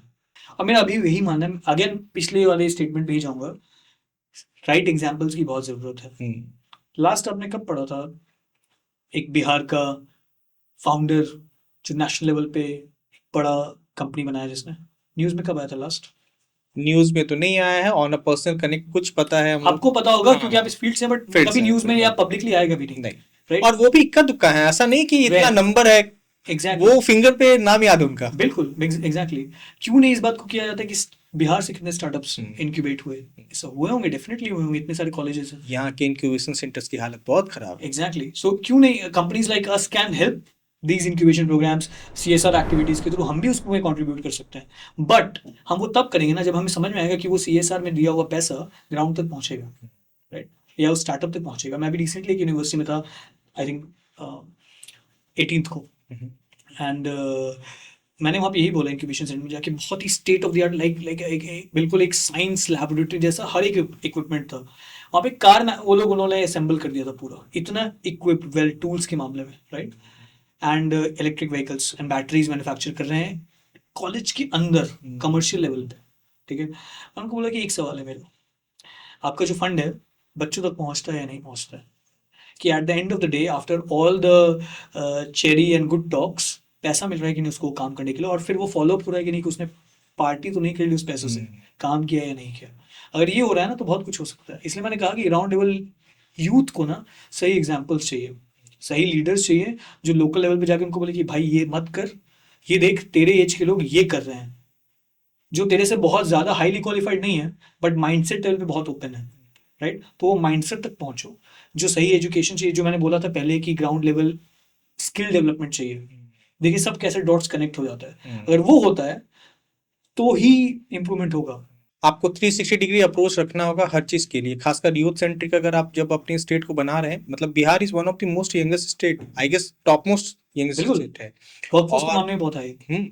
और यहाँ पे आपको 360 डिग्री अप्रोच लेके चलना पड़ेगा यूथ को लेकर के, कि वो सिर्फ OTT पे क्या देख रहा है वही कंज्यूम नहीं करे, साथ में उसकी एंटरप्रेन्योर जर्नी भी साथ में हो। क्योंकि आप जब तक सिंगल विंडो सिस्टम के जैसी चीजें लेकर नहीं आएंगे, अगर उसे लगता है कि मेरे पास एक आइडिया है और मुझे 10 दरवाजे पे जाके धक्के खाने होंगे ना, वो छोड़ देगा ऑफ कोर्स। लेकिन अगर उसे पता होगा कि हाँ मैं पहले दरवाजे पे जाऊंगा, वो बंदा सुनेगा, सुनने के बाद वो रिजेक्ट करेगा, that is a different thing. कम से कम मेरी आइडिया को सुना तो। बिल्कुल, मैं यही कहना चाहूँगा, बस मैं आपके इस प्लेटफॉर्म के मदद से माध्यम से यही कहना चाहूँगा हमारी सरकार को कि अगर बिहार को आगे लेके जाना है ना, बहुत गोल्डन अपॉर्चुनिटी है, ठीक है। सबसे एजुकेटेड, स्किल्ड और हाईली हार्ड वर्किंग क्राउड है, राइट। मौका नहीं मिलता इसलिए बाहर जाते हैं, राइट। एक काम करिए, जो चीफ मिनिस्टर हैं, जो भी चीफ मिनिस्टर हैं होंगे आगे, वो अपने सिटीज़ में जोन्स डिवाइड कर दे। हर जोन में एक ऑन्टरप्रेन्योरियल बंदे को भेजे, ठीक है। उसका काम ये होना चाहिए कि वो लोकल फोकस ग्रुप्स बनाए, 50 बच्चों को इकट्ठा करे हर स्कूल से, 10-10, 5-5 बच्चों को, कि यार आओ हम एक एक महीने का समर कैंप करते हैं जो सिर्फ फोकस टुवर्ड्स इनोवेशन होगा। वहाँ पे हम आपको फ्री में फूड भी देंगे, आएंगे बहुत सारे लोग इस चीज़ के लिए भी आएंगे, अनफॉर्चुनेटली या फॉर्चुनेटली बोलिए, आप वहाँ पे उनके लिए अरेंजमेंट्स करिए, राइट। बट वो एक महीने तक उनका माइंड में सिर्फ और सिर्फ ये होना चाहिए कि भाई आपके एज के लोग अभी दुनिया में क्या कर रहे हैं, राइट। ये ग्राउंड लेवल पे करना पड़ेगा, क्योंकि ग्रास रूट लेवल पे होगा। हर स्कूल में एक पीरियड रखिए एंटरप्रेन्योरशिप पे, राइट। एक पीरियड रखिए स्किल डेवलपमेंट पे, और ये हमेशा से रखिए, स्टैंडर्ड 1 से रखिए। कुछ भी कर भाई, तू कुछ कर, राइट। कुछ भी बना के ला, और बना के ला, राइट। वो फर्स्ट स्टैंडर्ड से 10th स्टैंडर्ड तक करिए, ग्रास रूट लेवल पे करिए, गवर्नमेंट स्कूल्स में करिए, प्राइवेट स्कूल्स में करिए। इतनी जल्दी ये होगा नहीं, बट ये क्यूमुलेटिवली ना आगे 2-4 साल में जाके आपको डिफरेंस दिखाई देगा, कि जब स्टेट गवर्नमेंट बोल रही है कि भाई हाँ भाई जो भी हमारे डीएम है, ठीक है, डिस्ट्रिक्ट मैनेजर, आपके जोन में कितने स्टार्टअप्स बने, जिस दिन ये सवाल आ गया ना उस दिन देखिए। तो मैंने बोला ना, ये सरकार को भी करना है, ग्राउंड लेवल पे भी करना है। यहाँ की यूथ को आप क्या सजेशन देते हैं जो अपना खुद का कुछ करना चाहते हैं? कि सोसाइटी का प्रेशर दिमाग पे मत चढ़ने दो, ठीक है। और जो करना है ना उसको करो, क्योंकि the biggest risk is not taking that risk. मैं ये मानता हूँ, अगर आप करोगे ही नहीं तो आपको पता नहीं चलेगा। हाँ, और मैं आपको सच बात बताता हूँ, हम लोग जब हायरिंग करते हैं, ठीक है, 500-600 इंटरव्यूज लिए होंगे मैंने इस साल में, हार्डली कुछ लोग मिलते हैं जो कि हायर करने लायक होते हैं। उनमें भी हम कभी भी क्वालिफिकेशन नहीं देखते, कभी भी नहीं। मतलब वो पॉइंट ऑफ डिस्कशन भी नहीं होता है इंटरव्यू का, आपको सच बता रहा हूँ, कि भाई कौन से कॉलेज से क्या, नो वन केयर्स। लास्ट कौन सी कंपनी काम की थी, क्या एक्सपीरियंस है वहाँ पे, जो तब थे आपने क्या किया जो आपके पहले उस कंपनी में नहीं हो रहा था, या what contribution you made, right. तो जिस बंदे ने स्टार्टअप शुरू किया, पूरा जेन्युइनली मेहनत करके कुछ प्रोडक्ट बनाया, चाहे वो नहीं चला ना, वो 10x ज़्यादा एक्सपीरियंस्ड है कोई क्लासरूम में बैठ के जो MBA पढ़ रहा है उससे, ठीक है। ये बात जब उनको उनके पेरेंट्स बताएंगे ना बच्चों को, तब उनके अंदर वो करे जाएगा। एंड जैसे मेरे पेरेंट्स बहुत हाईली सपोर्टिव हैं कि अरे हो जाएगा, टेंशन मत लो। वो घर से जब कोई बोल देना कि यार क्यों टेंशन ले रहा हूँ, मैं हूं ना, उससे ज़्यादा चाहिए नहीं, ठीक है। फिर तो बिहारी हैं वो, फिर तो उनको काम निकालना आता है अपना। बट उनको डर नहीं रहता है कि यार सोसाइटी मेरे पेरेंट्स को परेशान करेगी, तो मेरे पेरेंट्स का परेशानी मेरे तक भी आएगा, राइट। एक बार के लिए वो पेरेंट्स को बोलो कि मेरे पापा बोलते हैं इधर से सुनो, उधर से निकाल दो, ठीक है। बस बैड इन्फ्लुएंस मत होइए, बैड मूवीज, बैड स्टोरीज और बैड इंस्पिरेशंस से, राइट। अच्छे इंस्पिरेशंस भी हैं दुनिया में, राइट, उनको फॉलो करिए, right. And once you do that, set good examples. और पेरेंट्स को भी बोलता हूँ कि बच्चों को गलती करने का मौका दीजिए, let them do certain mistakes. हाँ, ऐसा मॉरल मिस्टेक की बात नहीं कर रहा हूँ मैं, कुछ एक्सपेरिमेंट कर रहे हैं, काम करना चाहते हैं, उस मिस्टेक की बात कर रहा हूँ मैं, right. Get set good examples बचपन से ही, ठीक है। और सिर्फ एजुकेशन से अब नहीं होने वाला कुछ भी, ठीक है। What skill set they have. मैं इतनी कंपनीज को जानता हूँ ना जो हायरिंग करने कॉलेज में जाते हैं और पूछता है पहला सवाल कि भाई 4 साल में किया क्या आपने, बताओ, अलग, अदर देन कोच नहीं, सबको। आप इंटरव्यू में बैठे हो, यानी आप एलिजिबिलिटी क्राइटेरिया क्रॉस करके आए हो वहाँ पे, ठीक है, क्या किया है आपने। 90% के पास कोई जवाब नहीं होता। एंड दे आर एक्सपेक्टिंग कि हमें जॉब प्लेसमेंट नहीं मिला। आपको मैं बताता हूँ, मैं सिर्फ यहाँ की नहीं, पूरी इंडिया की बात बताता हूँ। ऐसा नहीं कि इंडिया में जॉब्स नहीं है, जो लोग कहते हैं ना कि इंडिया में जॉब्स नहीं है, I disagree. I agree on this point. बहुत जॉब्स है। मैं पिछले 3 महीने से हायरिंग करने की इतनी कोशिश कर रहा हूँ, नहीं मिलते लोग। Same with us. हमें एक स्किल्ड आदमी चाहिए था जो हमारे एजेंसी में आए, नहीं मिलता है, नहीं मिलता। और मैं इसमें उनकी भी गलती नहीं बोलता हूँ, एजुकेशन सिस्टम में ये स्किल कैटेगरी डाली ही नहीं है, ठीक है। उनको पता ही नहीं है कि रिक्वायरमेंट क्या है, बेसिक चीज़ें। और फिर बोल देना कि इंडिया में जॉब्स नहीं है, वो बहुत ही वेग बात है। वो बोलता है ना जिसको सच में पता नहीं है, ठीक है, या सोल्यूशन ढूंढना ही नहीं है, बस प्रॉब्लम पे बैठे रहना है। सॉल्यूशन ढूंढो। मेरे फैकल्टी ने मुझे एक बहुत पहले बात बोली थी, मैं जब ये कंपनी शुरू भी नहीं हुई थी, हम लोग बहुत परेशान थे हॉस्टल्स को लेकर, उनकी बात से ही ये कंपनी शुरू हुई थी। हम लोग कॉलेज में अपने एम्फी थिएटर होता है, वहाँ पे बैठे हुए थे और परेशान थे कि यार बहुत दिक्कत हुआ हॉस्टल का, यार सबको प्रॉब्लम हो रही है, क्या करे क्या करे। तो पीछे से अभी भी याद है मुझे, उन्होंने आके बोला था कि प्रॉब्लम किसकी है तुम्हारा, कंट्री किस, सिटी किसकी है तुम्हारी, कंट्री किसकी है तुम्हारी, तो सोल्यूशन कौन लेके आएगा, तुम। कोई और लेके नहीं आने वाला है, आपको ही सॉल्व करना है, ठीक है। और वही हुआ, हमने ही किया, और कोई एक्सपेक्ट भी नहीं कर रहे थे हम किसी और से। तो बच्चों को बस इतना बोलना चाहूँगा बिहार के कि भाई सेट गुड एग्जाम्पल्स, प्लीज़ अच्छे एग्जाम्पल्स पे ध्यान दीजिए, प्लीज़ स्किल सेट पे ध्यान दीजिए। देखिए कि आपके एज ग्रुप के बच्चे बाहर क्या सीख रहे हैं, अच्छी चीज़ें। How quickly can you shift. For example जब मैं कॉलेज में था ना, 3rd ईयर में मैंने अपना पूरा बैच चेंज किया था, फ्रेंड ग्रुप। नहीं करता ना तो वहीं कहीं कहीं काम कर रहा होता अभी, राइट। बट वो एक्सपोजर नहीं मिलता, राइट। सो लेना पड़ता है। और ऑल्सो मैं एक बात बताता हूँ, मेरे कॉलेज में पूरे इंडिया से बच्चे थे, सबसे अच्छे प्लेसमेंट्स बिहार के बच्चों की हुई है। तो मैं जीता था एग्जाम्पल हूँ इस बात का, ठीक है। क्योंकि सबसे हार्ड वर्किंग और सबसे हम्बल, ठीक है। हम लोग टाटा मैजिक से कॉलेज जाते थे, मेरे बाजू वाले रूम में रहता उसके पापा हर बर्थडे पे उसको कार गिफ्ट करते थे। फ़र्क है ना, बस प्लेसमेंट हुई तो मेरे बिहार के उस दोस्त का जो स्लीपर्स में जाता था उसकी सबसे अच्छी पैकेज लगी। क्यों? क्योंकि है डिसिप्लिन है ना, लाइफ में कुछ करना है। तो अगर लाइफ में कुछ करना है तो भाई ये नहीं कि कूल बनते रहेंगे, सब सब कुछ हो जाएगा, नहीं होगा, वो हो ही नहीं सकता है। वो शाहरुख खान की लाइक है ना कि भाई ये आराम वराम खाना पीना सब भूलना पड़ता है कुछ देर के लिए, अगर लाइफ में कुछ करना चाहते हैं तो। हाँ, normal happy life, normal life 9 to 5 चाहिए, बिल्कुल आराम से जिए रहिए, कोई दिक्कत नहीं है। बट कुछ बड़ा काम नहीं कर सकते ज़िंदगी में जब तक आपके पास वो कैपेसिटी नहीं है।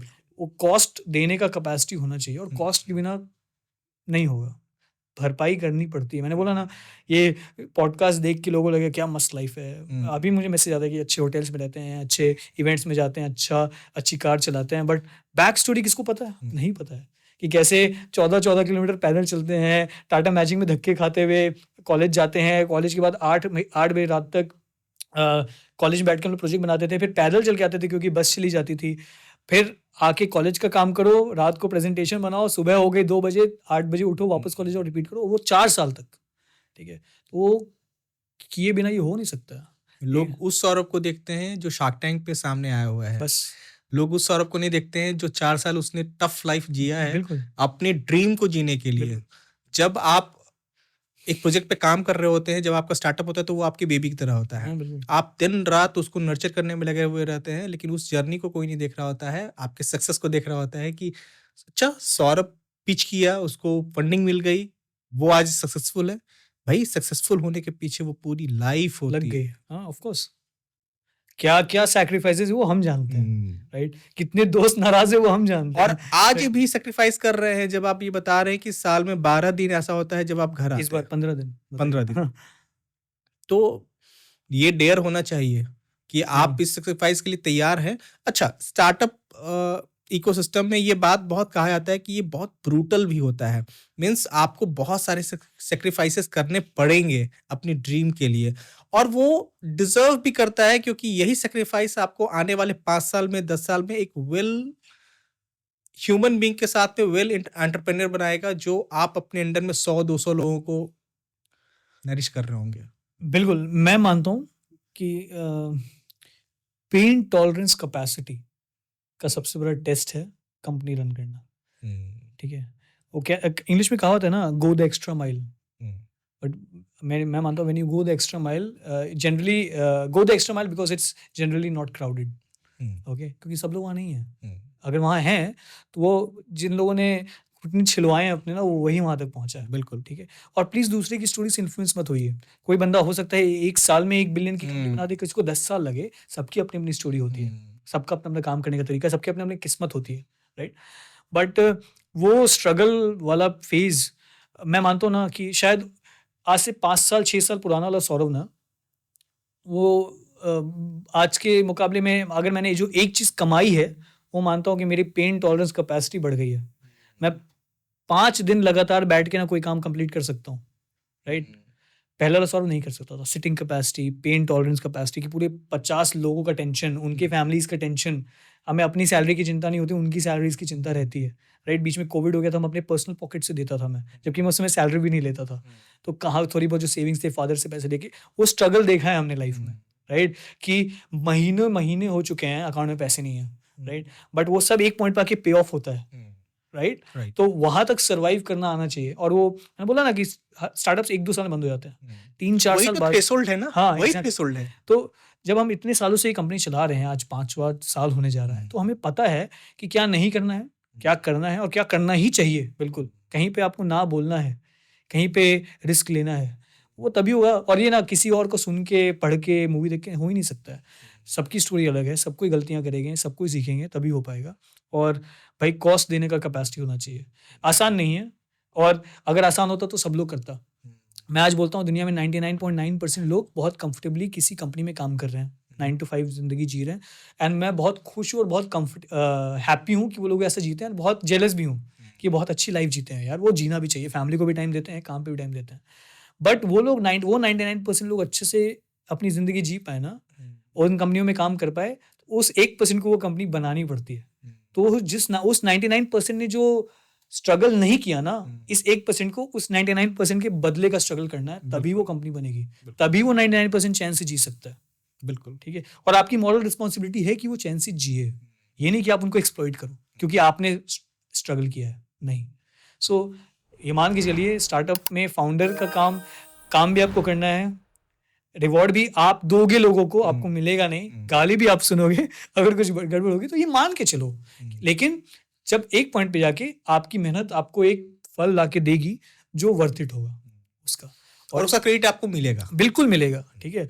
और मैं वो मानता हूँ कि डॉट्स, जैसे स्टीव जॉब्स की लाइन है कि you can always connect the dots looking backwards, you can never connect the dots looking forward. मतलब अभी जो इंसिडेंट्स आपकी लाइफ में हो रहे हैं ना, आपको लग रहा हो क्यों हो रहे हैं, क्या हो रहे हैं, बट जब आप पीछे मुड़ के देखोगे ना, अरे यार इसलिए हुआ था, अच्छा ही हुआ था, नहीं हुआ था।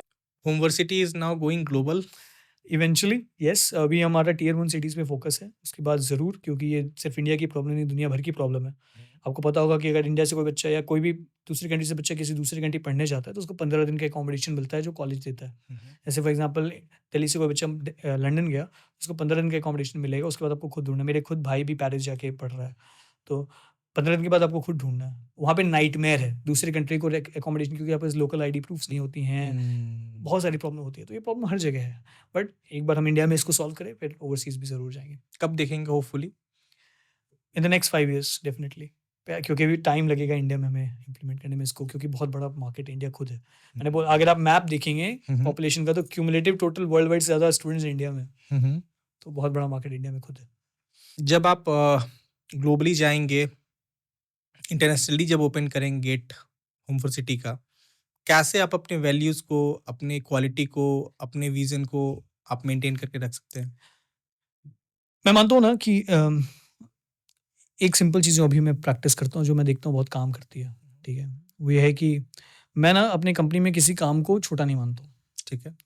आपको यकीन नहीं होगा, जब हमने फैक्ट्री खोली थी, स्टार्टिंग में क्लीनर्स नहीं मिल रहे थे, तो मैंने और मेरी मैनेजमेंट टीम ने खुद ने पूरी फैक्ट्री साफ़ की है। किसी दिन ड्राइवर नहीं है तो मैं खुद ट्रक चला के लेके जाता हूँ कि भाई खाना टाइम पे पहुँचना चाहिए।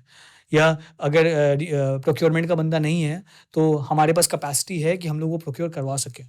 तो टीम को ही पता है ना कि सर को पता है कि कहाँ पे क्या लैप्स हो सकता है, तो कहाँ पे वो लैप्स नहीं करना है, क्योंकि वो पकड़ लेंगे, राइट। वो एक्सपीरियंस ग्राउंड पे काम करने का। And then you create a team जिसने आपको वो काम करते हुए देखा है, फिर वो अपने सबऑर्डिनेट्स के साथ उसी हिसाब से काम करते हैं। सो आपने जो क्लोज टीम बनाई, जो आपको पहले 5 सौरभ मिले, राइट, वो बहुत ज़रूरी है।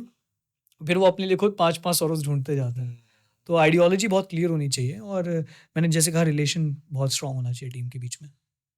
और अच्छी टीम को मीन्स वो 5 सौरभ जो मिलने चाहिए, उनकी हायरिंग तो बहुत टफ होती होगी। नाइटमेयर वो ढूंढना, ठीक है, उसमें बहुत धोखे मिलेंगे आपको, बहुत बार गलतियां करोगे आप, बट मिल जाएंगे आपको अच्छे लोग। फिर जो अच्छे लोग मिले उनको अच्छे से रखिए अपने पास। आपके यहाँ जो लोग जुड़े थे फ्रॉम दी फर्स्ट डे, क्या वो अभी भी हैं? बहुत सारे लोग। एक्चुअली ये एक बहुत बड़ा पैरामीटर होता है जो एक कंपनी के वर्क कल्चर को बताता है। Of course. सबसे बड़ा लेसन आपने क्या सीखा है अब तक आपके एंटरप्रेन्योर जर्नी में? कि जो होता है अच्छे के लिए होता है। और मतलब मैं मानता हूँ कि नीयत सही है अगर, मतलब जज people bye there intentions, skill set can be taught. मैं लोगों को स्किल बता सकता हूँ, पढ़ा सकता हूँ, सिखा सकता हूँ, नीयत नहीं बता सकता हूँ, सिखा सकता हूँ। ठीक है, सबसे बड़ा मेट्रिक मेरे लिए लॉयल्टी और इंटेंशंस है। वो बहुत रेयर है फाइंड करना इस वर्ल्ड में, कॉर्पोरेट वर्ल्ड में। अगर मिल जाता है तो रखिए अपने पास। और दूसरा कि वक्त से पहले और समय से ज़्यादा किसी को कुछ नहीं मिलने वाला, तो उस बात का बहुत लोड मत लीजिए मेंटली।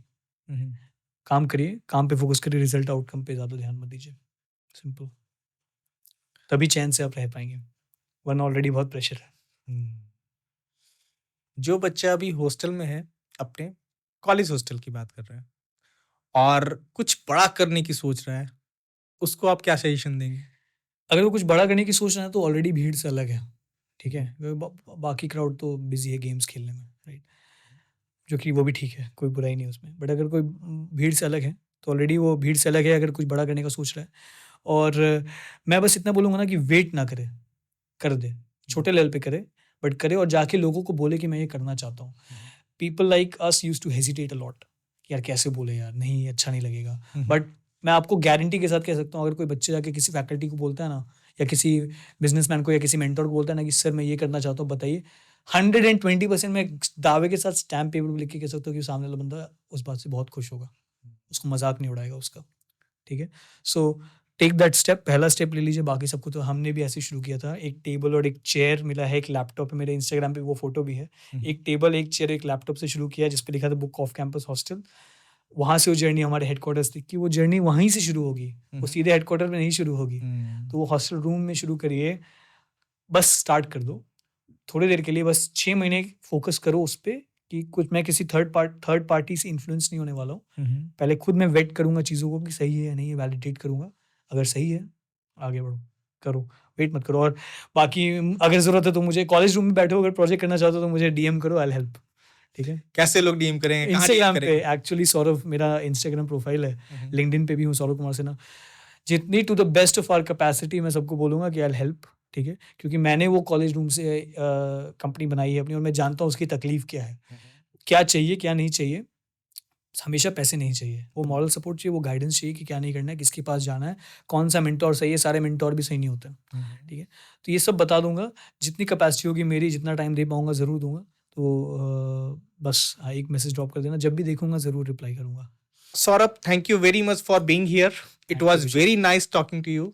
और होपफुली जब ये वीडियो रिलीज होगा तो बहुत सारे लोगों को बहुत सारी जानकारियां मिलेंगी, और बहुत सारे लोग आपके जर्नी से इंस्पायर होंगे। हमारा पर्पस यही होता है कि वो आपके जर्नी के बारे में जाने और उससे इंस्पायर होकर के उनके अंदर जो मन में है कि कुछ करना है, आउट ऑफ द बॉक्स आके करना है, वो कर डाले। बिल्कुल। So thank you so much for being here Saurabh, for having me. Alright, thanks a lot.